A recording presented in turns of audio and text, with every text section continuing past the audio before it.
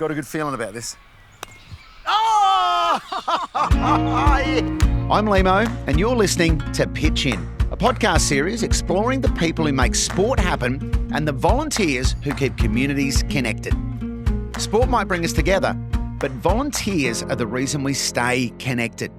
In this series, we're travelling across Australia to meet the extraordinary people who pitch in, not for money or recognition, but because they believe in the power of community.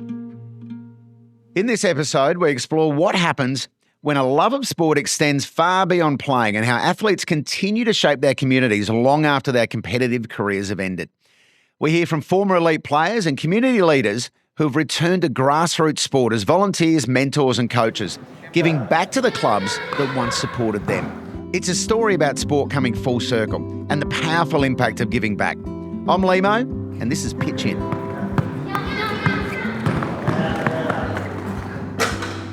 I travelled to the top end of Australia to speak with Timmy Duggan, OAM, a pioneering Northern Territory basketball figure and community leader.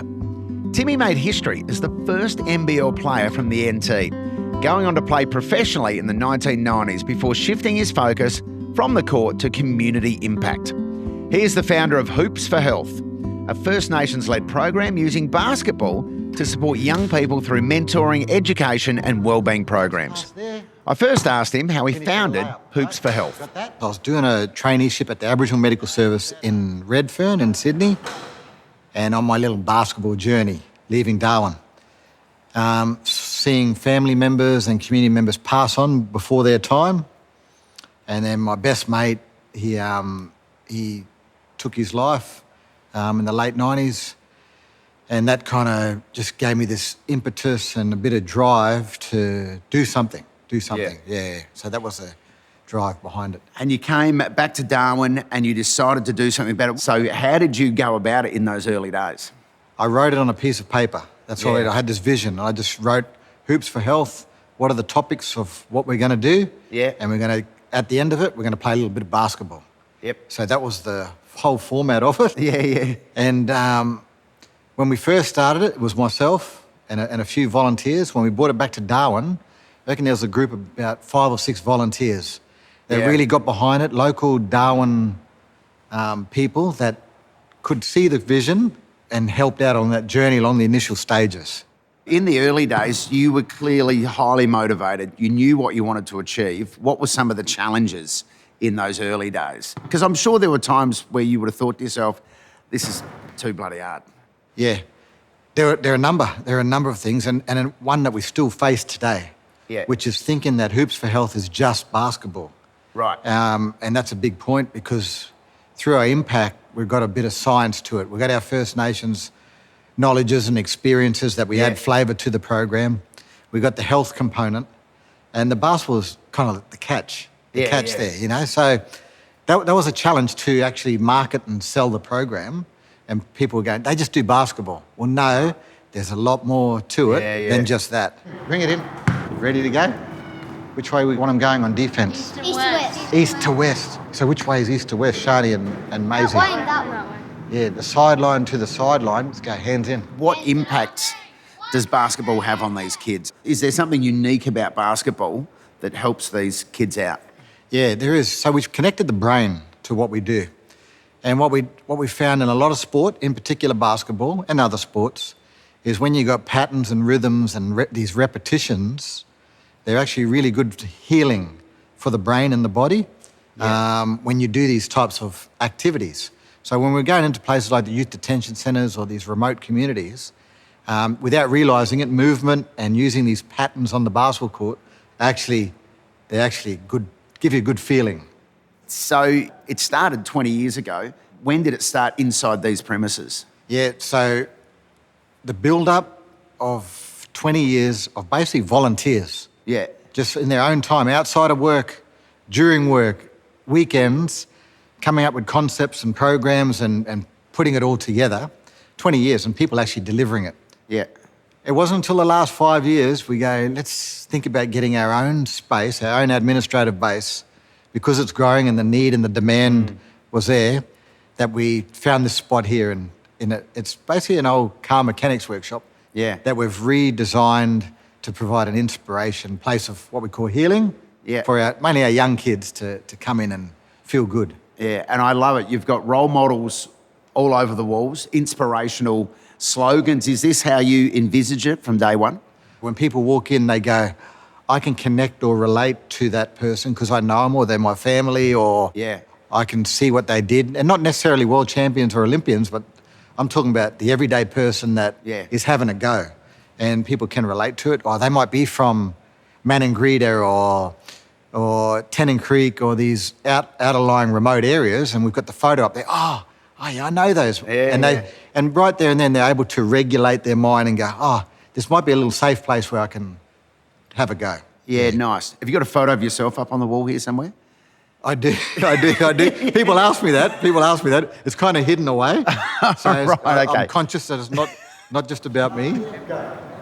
Tell us a little bit about the satisfaction that brings you when you see the impact that this program has on your community. Yeah, my mum used to say this. She used to go, Timmy, you got the brains and the knowledge to go and get a, six-figure job in the government. That's what she'd say. Go and hurry up, Yeah. I say, no, Mum, I like doing this. It gets me up in the morning. Yeah. There's no days where I don't feel like we're having it. I was not saying we, because we've got a team at Hoops where we're having an impact. And that didn't bother me that we're doing it for free on occasion. Sometimes, we get paid to do it. But it was that drive to we actually having an impact in the work that you do. So how many volunteers would have been involved here to help build this into what it is today, to have the impact that it's had in the community? Yeah, we've got a list in the admin there of a board to Okay. acknowledge right. those people that have made volunteer contributions over the year. Yeah. I think there's a list there of about 40 people, over the 20 years who, in one way or another, administratively, delivery on the ground, or just being a supporter and an ally, that they've contributed to Hoops for Health. And that's really, really important for us. Yeah. Timmy's work extends into wellbeing programs across remote communities and youth justice settings, using sport as a tool for connection, healing and positive change. Movement is the bedrock of change with the mind, and these kids are housed in these adult-type prisons. So when we come here, we don't want to be talking to them or lecturing them. We want them moving and give them some tools that they can take back that enables them to move their body but build a bit of resilience in that as well. And you also reach out into the adult prison as well. We've had a really good success story from the adult prison. Yeah. Where a young kid 10 years ago was in the youth detention. He went to adult prison in Darwin, Alice Springs. He related to our story and our information, and we engaged him from being a volunteer in the program on the inside to now a full-time worker on the outside with us. So he's part of our staff in Alice Springs. Amazing story. Fantastic. So it must be, for you as a former professional basketballer, to be able to use those skills now to have this impact in the community, how satisfying is that for you? It's really satisfying, and you want to get something out of it too, as a volunteer, or even if you're a paid worker, there has to be something in it for you, otherwise you wouldn't do it, or you wouldn't put 100% into it. Yeah. And we say that, you get a chance to walk in these doors as a volunteer or staff member and have an impact. There's some people that go into work and they don't want to get out of bed in the morning, So here's a chance to have some change. And we're conscious of saying that we're here to fix the world too. We know, we're realists, and when we go, we're going to have a little bit of an impact, and if we've done that and we've had impact, and that's okay as well. Well, Timmy, you've done an incredible job. This is an amazing home base you've got here. You've impacted countless lives over the years. You've done an incredible job and will continue to do so. And it's been a pleasure to come here and meet you and see you at work. Thanks. Right, thanks, Lima. Appreciate it. Today I'm in Melbourne speaking to the legend that is Cathy Freeman OAN, who's one of Australia's most iconic athletes and a proud First Nations woman who made history on the world stage. This is a famous victory. Most of us remember Cathy for that famous 400 metres at the Sydney Olympics, probably the best known and the most talked about moment in the history of Australian sport. Her career is defined not only by sporting excellence, but by the powerful cultural significance of her achievements for First Nations people in Australia. I asked her to reflect on the early years when she was starting out and how volunteers shaped her as an athlete. From those early days, growing up in Mackay, and then we moved around Queensland to outback regions and smaller towns. But from the earliest days, like I'm thinking like from the age of 5 through to before I went to boarding school at 13, 14, there was always a lovely coach who was a mum, who had children doing athletics, who used to pick me up and take me to training, and then in the local athletics club, everybody was volunteering. Everybody loved the sport of running, and even within the school, the teachers would sort of say, Catherine needs wheels. She needs to be able to get between her home to the airport to catch the plane, or, they'd fundraise for me to, get access to some pretty incredible opportunity. Definitely plays into that analogy of, it takes a community to raise or a village to raise a child, without a doubt. And just looking at you talk about it now and seeing the smile on your face, it clearly brings back some really happy core memories. Oh, so happy. Because I think when you're little, when I was a little girl, I had the future ahead of me. Yeah. And I look back here at this point in time, and I had no idea of where I was going, but I was enjoying myself. I was having a fun time. I was feeling safe. I was feeling cared for. And I felt like, my life mattered, which is what every child wants. If you can summarise for us the impact, how did it go to shaping you as a person, those early experiences in community sport? The earliest experiences for me in community sport helped shape me a lot, because it helped me understand that people care.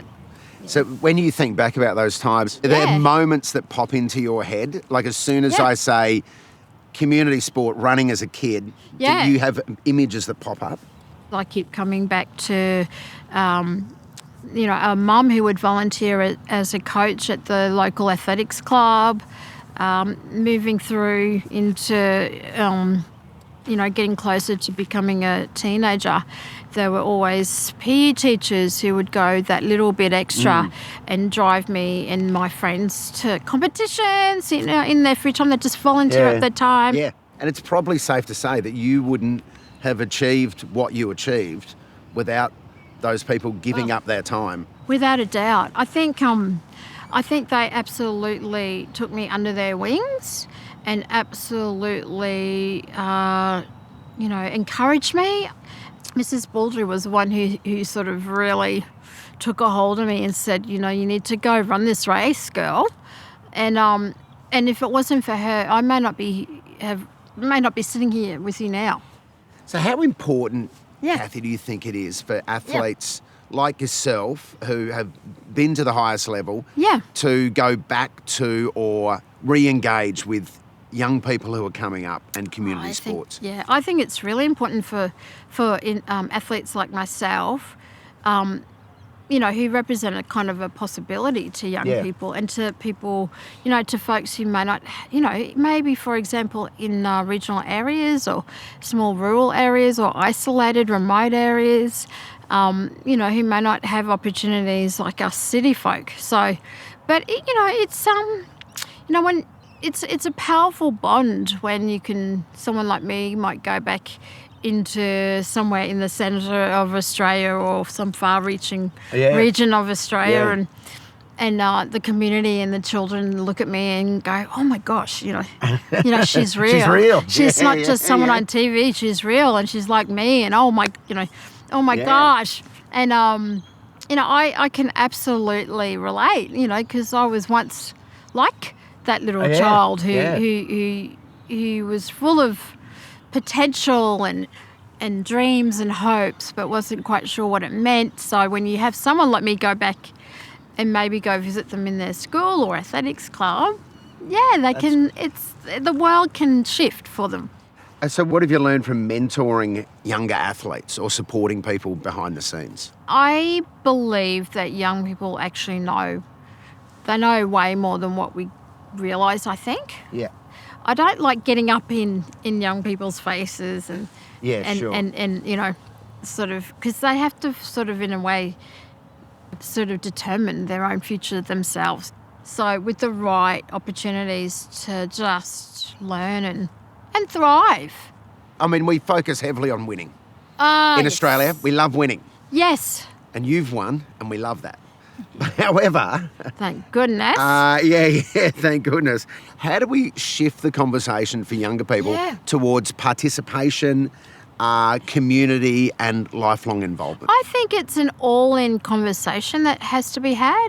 And I get really nervous when I feel young people have that mindset, and when parents are a little bit unaware that it's not sustainable, especially when they're so young.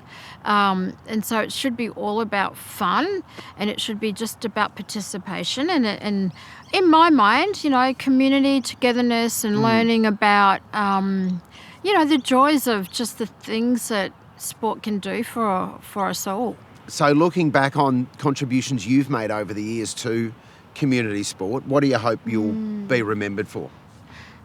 I've never strayed too far away from where I've come from, and I've never, you know, where I was born, and I've never forgotten the people that have been such an incredible part of my journey. And so, you know, hopefully it's that makes me a bit more of a presence. So what challenges do you think community sport is facing today when it comes to sustaining volunteers and creating inclusive environments? I think conversations like this need to be had. Like, I think we need to show, genuine appreciation for volunteers and celebrate volunteers, and that way encourage more people to be volunteers. I mean, why would you say they are the backbone of community sporting clubs? Well, they help generate opportunities for young up-and-coming athletes, and they help young athletes understand their own potential. And can really, you know, help us see talent, you know, materialise right before our very eyes, you know. Yeah. I mean, I'm certainly an example of someone saw something in me, and here I am. I've come to Gladstone, Queensland to meet Chelsea Baker, a Gladstone-born rugby league talent who rose through Queensland's strong regional pathways to reach the elite level of the game. Today, she's giving back to the game by coaching and mentoring the next generation of young players. Chelsea reflects that throughout her childhood, she was always surrounded by volunteers in sport who helped shape her journey and made her believe a pathway to the top was possible. My parents were volunteers at not just one club, multiple clubs. Mum used to take on multiple positions at Little Athletics. I think she was the registrar. She's in the canteen. Dad at touch football, because he was a very good touch footballer. He made Australian teams, so he was always at the club doing this, that and whatever, and coaching. And so that's how we grew up, so that's how we live. And you know, that sounds like a great childhood, but you, from a rugby league perspective, you were never exposed to it as a kid because it wasn't for girls. Not for girls, back then. So when did you first get a taste of rugby league? After I'd had my two kids, so I think I was about 24 or 25. We've got a local politician, actually, you might have heard of him, Glenn Butcher. He's in Queensland Parliament and everything now. Yeah. He approached us because he knew I'd played touch and stuff. So they just decided, all right, well, we'll get a women's rugby league team together. And then we played only like one game every 3 weeks. We would go all the way out to Emerald, which is about 4 hours away. Yeah. And then play them. We'd play Rocky. I think we even drove all the way to Maryborough once, which is about another 3.5 hours the other way, just to play about a 50-minute game, essentially. Yeah. But that's how I got into it, and I had never looked back. One game and I was hooked, seriously. And you clearly showed a bit of form because you went on to play for Australia. Yep. You played for the Broncos, played for Queensland, and you played for Australia. Yeah, I nearly did it actually in reverse. I played for Queensland first. That was in about 2015. And then I think I made my first Australian team a year later in 16, and then Broncos came in 18. So it's nearly in reverse to what like a normal journey would be. But that's women's sport for you. I thought the pinnacle was winning a World Cup on home soil. I just thought, you know what, I could, even if I retire now, life made. Like I was so happy. And then it was a very short turnaround after World Cup. They've gone, all right, we're going to do an NRLW. And I've just gone, I am there for that. Like, I was so excited. Yeah. And then getting the Broncos win the first year when we were the underdogs was I don't know, like life made all over again. I don't know how you get two of them in your lifetime, but yeah. So you've had some genuine highlights. Yeah. You've climbed in a short period of time to the top of the mountain, really. Yeah, very much so. In rugby league. Yep. So what was it for you that made you want to come back to Gladstone and re-engage with community sport?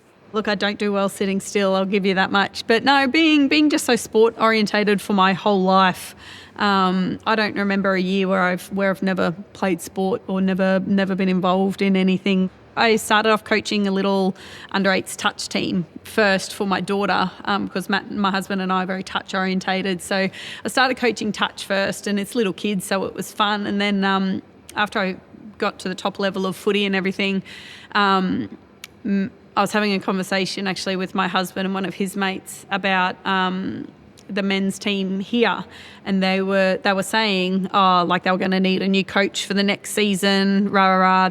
I very much jokingly went, I'll give it a crack. And then the president happened to be walking past at the right time, and he's just turned and looked at me, and he's like, "That's actually a really good idea. Let's do that." And I'm like, "Mate, I would like joke. I'm joking." And just proper snowball effect. It caught on, and within a week I had people coming at me going, "Are you coaching the men's team?" Like the excitement and all of this, and the disbelief I think of me coaching a men's team sort of came with it. And but I haven't looked back, and that's about 5 years ago. So I've been hanging on. Chelsea Baker isn't just coaching one team. Alongside her work with the men's program, she also coaches the under-17 girls side, where her daughter is a part of the squad. The girls are comfortable to come up to me and ask for their feedback and look to actually improve, which is a massive thing these days. But I love seeing the highs that come with it. So some of our girls had never scored a try. I had one score a couple of weeks ago, and she's turned straight to me and she's like arms in the air, she's screaming, she's hollering, and no, I really do like it. Here in Gladstone, in regional Australia, it must be nice for the girls to have a coach who's played at the highest level. Oh, and don't they let me know it. Everywhere I go, they call me the Chelsea Baker, and I just I have to just deep breath it, and it's fine. They think it's hilarious to shout it to the world that that's who their coach is. And anywhere in regional Australia, when you can have contact with someone who's achieved what you have, so good for the kids. Oh, it is really good. Like knowing that you can still make it to the top level when you are from a small regional town is something that all of these girls, like they take that into account, that you don't always have to move to a big city, because everybody used to ask me when I was playing, when are you going to move to Brisbane? Well, I'm not. Why would I? I don't need to. Do you think leadership in sport looks different when you move from being a top athlete like you were into mentoring and coaching?